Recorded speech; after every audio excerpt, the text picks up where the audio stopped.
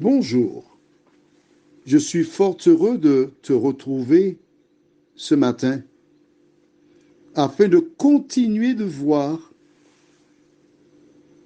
la progression d'un enfant de Dieu. Souvent, il nous arrive de penser à tort que nous devons être parfaits pour venir à Jésus.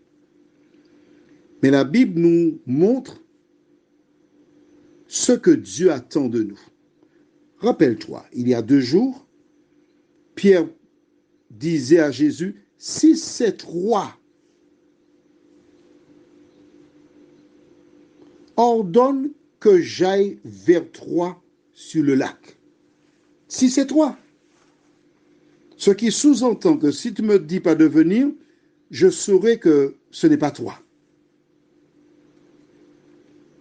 Nous avons vu hier comment l'ennemi est venu avec une mission. Poser à Jésus la question à 3 reprises, si tu es, si.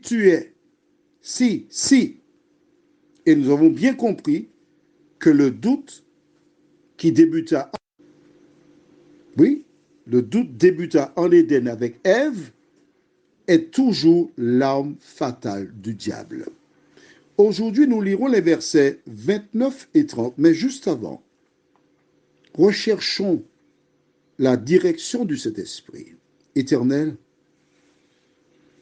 nous ne voulons pas ouvrir ta parole à la légère. Nous implorons ta présence.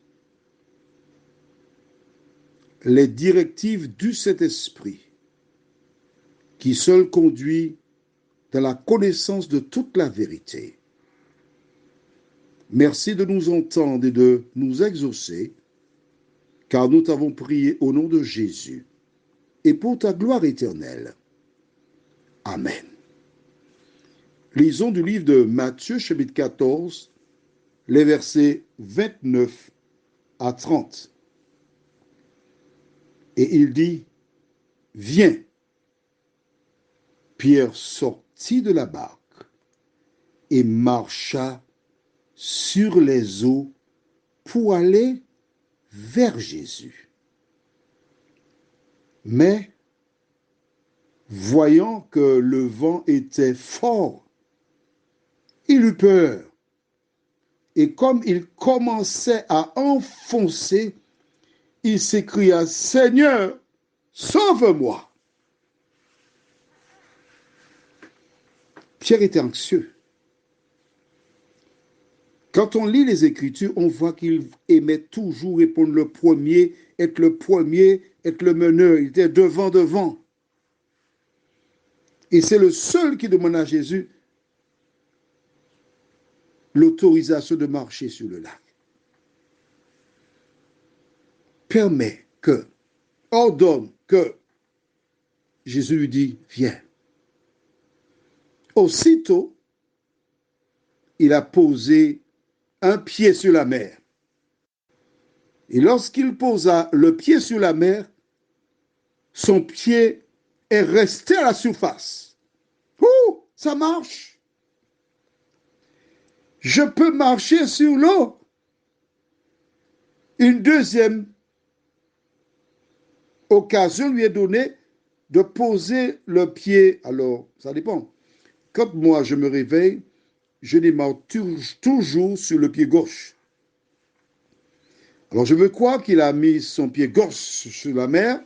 Maintenant, il emmène le pied droit sur la mer et les deux sont à la surface. Il ne s'enfonce pas. Waouh! Je peux marcher sur l'eau. Il fait un pas en avant, ça fonctionne toujours. Un autre pas, ça avance toujours. Comment comprendre cela? Dans la vie chrétienne, regarde bien, en sortant de la barque, il a commencé à marcher sur l'eau. Lorsque les personnes acceptent Jésus pour sauveur personnel, au début de leur foi, ils veulent dire à tout le monde qui est Jésus. Ils parlent de Jésus. Je me rappelle d'un homme qui, à Fort-de-France, j'étais près de la savane, face à la Grande Poste, et l'homme s'est tenu sur les marches de la Grande Poste. Et il a commencé à parler du retour de Jésus. Les gens le regardaient, mais il prêchait avec force, avec puissance. Quelque temps plus tard, ce même homme que j'avais vu prêchant le retour de Jésus déambulait SDF dans la rue. On aurait dit que sa foi en Dieu était un feu de paille. Pas du tout. À partir du moment où quelqu'un œuvre pour Dieu, l'ennemi est pris de court, certes, mais il n'abandonne jamais la personne. Il la suit à la trace. Il faut qu'elle coule. Pierre marchait sur l'eau. Les disciples de la barque étaient médusés en voyant Pierre, leur Pierre qu'ils connaissaient, faire comme Jésus, marcher sur l'eau. Les autres étaient peut-être intéressés eux aussi à marcher sur l'eau, mais ils n'avaient pas le courage ni la foi pour poser la question à Jésus. Toi qui as accepté Jésus, au début de ta conversion, tu marchais sur les épreuves. Tu ne pouvais pas être atteint. Et quelque temps plus tard, face à des difficultés, face à des soucis, comme Pierre, tu t'es enfoncé. Comme Pierre, tu as coulé. Mais il se trouve que plusieurs qui commencent à s'enfoncer se laissent faire, se laissent entraîner par la profondeur, se laissent mourir. Mais ce qu'il y a de magnifique, c'est que tu vois par, tu as vu par toi-même, n'est-ce pas? Que fit Pierre? Il s'écria, Seigneur, sauve-moi. Qu'arrive-t-il quand quelqu'un fait appel au Seigneur? Est-ce que Jésus répond à cet appel ou il laisse cette personne couler? C'est important pour toi de savoir cela. Oui, il a fauté, il coule. Certains diront, c'est tant pis pour lui, il a péché, il a douté. Voilà pourquoi. Non, les personnes qui parlent comme ça sont des ignorantes une fois de plus. Parce que Pierre, disciple de Jésus,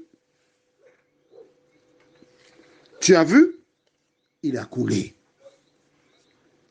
Toi qui m'écoutes en ce matin, tu as un cerveau.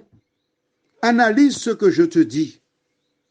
Vois comment cet homme qui a été appelé par Jésus, qui est un disciple, il a marché, puis après il a coulé. L'ennemi cherche à couler toutes celles et ceux qui ont accepté Jésus. Mais la solution consiste à faire quoi? À dire, Seigneur, sauve-moi. Prions.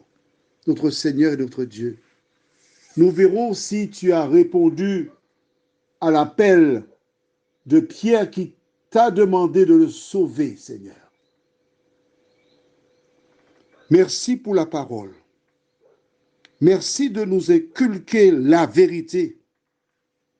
Merci de libérer nos cerveaux des enseignements qui sont contraires à la parole. Et permet que nous puissions jour après jour te suivre et non pas des dogmes. Merci pour ta présence. Au nom de Jésus et pour ta gloire éternelle. Amen. Je te souhaite une bonne journée. N'oublie pas, Pierre a marché sur l'eau. Mais à un moment, il a coulé. Même si tu as coulé, relève-toi. Ne reste, relève-toi, relève-toi, ne reste pas dans la porcherie, relève-toi et surtout, n'aie pas peur. Je te souhaite une bonne journée.